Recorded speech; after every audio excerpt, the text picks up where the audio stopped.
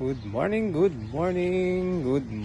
mga tilapia at welcome pong muli sa vlog ng inyong lingkod, ang Maestro Panaderong Gala. Ayan, another day, another vlog, another reels, another blessings. Ayan. Pakain pong muli tayo ng tilapia, red tilapia. Good morning mga red tilapia. Ayan. So dagdagan natin ang ating, gawin na nating 4 dahil ang lalakas na nilang kumain. Ayan. Dalawa. Lipat natin sa kabila yung ating camera.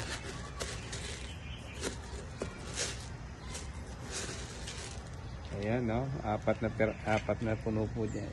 3. Ayan, no? Oh. Kumain na kayo. Good morning tilapia. Good morning red tilapia.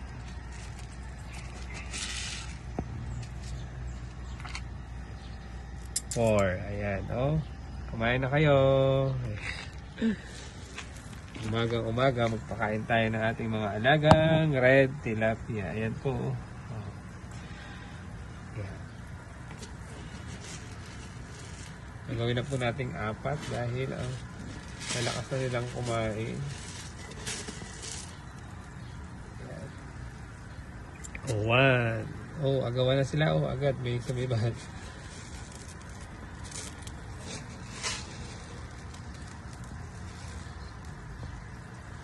2. Oh, mayroon siyang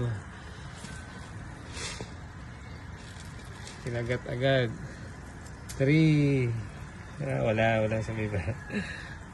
Gawin natin 4 dahil ang lalakas na nila pong kumain dahil malalaki na rin sila. Good morning mga red tilapia, kain na kayo. Good morning. Ayan, welcome to my vlog. Ayan, so umagang-umaga po ay nagpapakain tayo nun. Bukas naman po yung ating binibiling patuka, pilit ng red tilapia. So pag lumalaki-laki na ulit sila, adjust na natin yung laki o yung nung una po maliliit, mas maliliit dito yung kanilang pakain. Pag lumalaki na sila at maging kalahating kilo ang isa, kalahating kilo. Ayan. So kakain na po yung mga yan, ang ating mga red tilapia. I-adjust po natin yung kanilang pagkain. Good morning red tilapia, kumain na kayo. Kinakausap na inyong lingkod. Ayan. Mag-monitor naman tayo after nating magpakain ng mga alaga nating red tilapia. So, andito pa yung ating mga Burmese culture natin. Andito po yan sa loob nito. Ayan. Kumusta kayo dyan mga bulate? Ayan, nandyan po yan sa loob. And then, i-harvest po natin yan sa susunod para mailipat natin yung mga Burmese o yung mga bulate. Ayan. Reflex lang po natin itong bilog na upo. Malapit na rin siyang i-harvest. Blessings! At nilipad ko po yung net dito sa isa. Oh, meron na naman. So, pasadahan po natin ang mga iba't ibang mga halaman or blessings na matatagpuan dito sa aming gulayan sa paaralan. Ayan, namumulaklak na po yung ating black rose na lettuce. So pinagulang po natin yan at kukunan po natin siya ng ayan, mga buto or seeds. Ayan. So po may mga ayan, dyan po ay may mga kangkong, kamote. Ayan, may pinagagapangan ng patola. Oh, tingnan natin din yung kalabasa kung nagtuloy yung ating ginawa. Ayan, oh, ang mga sitaw pa rin. Ayan, bisitahin natin yung blessings na ayan, may nakita po ako. Ayan, so ito po. Ayan, ipakita ko pong muli yung ginagawa ng inyong lingkod. Ayan, gulayan tips naman po ito. So nakakita po tayo ng bunga ng tinatawag nating kalabasa o gulayan tips. Huwag niyong skip.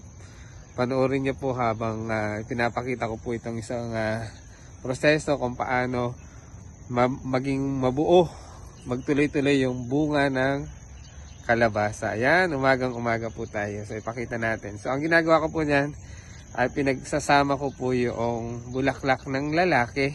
So, ito po yung bulaklak na babae. O, ibig sabihin, yung may buko. At ito naman po, yung bulaklak na lalaki. O, ayan.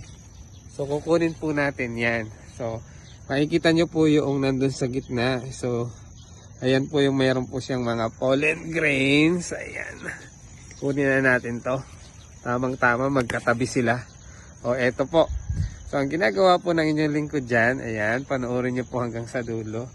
Kasi po minsan, mapapansin natin sa mga kalabasa, bumubunga nga sila or nagkakaroon ng bunga or may mga buko o bungang maliliit pero hindi natutuloy o hindi siya nabubuo or naluluoy or natutuyo. So, ganito po ang gawin natin. Ayan.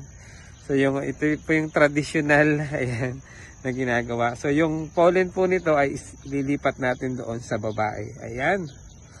Oh, demonstration po ito. Ayan. Ayan. So, ito po ay 100% na effective. Ayan. So, gawin natin. So, pinipitik-pitik lang po yan. Sinasali natin yung pollen para, kumbaga, yung insemination na tinatawag. Ayan, wait lang po para tataas lang natin ng konti itong ating tripod o yung camera. Ayan. Panoorin nyo po hanggang sa dulo ang inyong lingkod dahil kayo ay merong matututunan. So, ayan. Binabahagi ko po yung mga practices o yung ating ginagawa sa ating gulayan para especially ito sa kalabasa. Kung papansin nyo po yung iba talagang ayan. Ito po ay medyo may maraming lamok kaya pinaka natin. So, ito pong mga pollen grains doon, ililipat natin doon sa babae. Ayan. Ito po yung bulaklak na lalaki. At yun naman pong may buko. Ayan o, nagkakahulog na po. Napapagpag na. Kaya pinipitik-pitik ito po ito. Ayan. Para mas sigurado ko po na talagang nahulog na yung mga pollen grains niya. Ito po, tinatanggal ko yan. Ayan. O, ayan. Tapos, itong may mga pollen grains nito, hinuhulog ko doon sa mismong, ayan. Ito po, hinihulog ko doon. Dahil mamayang hapon, yung pagkabuka, nakabuka po yan ngayon sa umaga, then sa hapon, nagko-close po yan. O yan, magandang tanong. Sir, kailan po pwedeng maggawin yung ginagawa nyong ganyan? Okay, ayan, magandang tanong. Tanong ko, sagot ko.